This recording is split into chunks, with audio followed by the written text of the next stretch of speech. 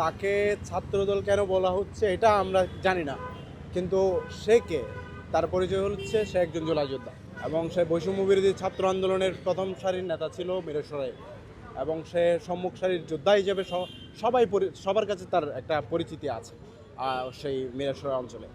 পরবর্তীতে জুলাই বিপ্লবের পর বাংলাদেশের সাথে সে সম্পৃক্ত হয়। আমাদের গত মাসে যে কমিটি হইল চট্টগ্রাম উত্তর জেলায়, সে কমিটির একজন সম্মানিত সদস্য, কার্যকরী সদস্য হিসেবে আছে। তো এখন কোন দল তাদের না কিংবা তাদের লোক দাবি করতেছে এটা আমাদের ম্যাটার না। আপনি তার ফেসবুক ঘেটেও দেখবেন সবখানে বাংলাদেশকে সে অন করে, এবং তার পরিচয় বাংলাদেশ, তার যে প্রোফাইল, যে ডিটেলস, পরিচয়, আইডেন্টিফিকেশান, সেখানে কিন্তু সে বাংলাদেশ তার পরিচয় স্পষ্ট করেছে।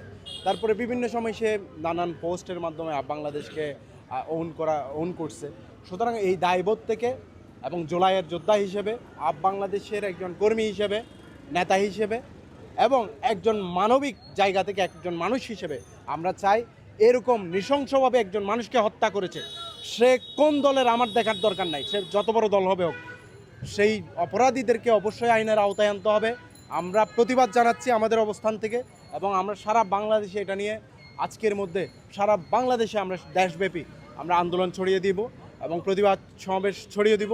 আমরা চাই এর সুষ্ঠু তদন্ত সাপেক্ষে মামলা হইতে হবে এবং তাদের বিরুদ্ধে আইনানুগ ব্যবস্থা নিতে হবে। যে কে লুকাচ্ছে কিংবা লুকাচ্ছে না, এগুলো তাদের বিষয়, তারা কেন লুকাচ্ছে কিংবা তাদের অন্য কোনো উদ্দেশ্য আছে কিনা এটা তারাই পরিষ্কার করবে।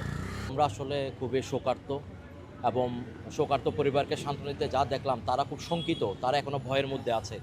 যিনি আমাদের যে সহযোদ্ধা, জুলাই যোদ্ধা তাহমিদ ভাই, উনি তো গতকালকে কুপিয়ে ওনাকে হত্যা করা হয়েছে। তার বাবার সাথে কথা বলে দেখলাম তিনি যতটা না শোকে আহত, তার চেয়ে বেশি তিনি ভয়ে আছেন।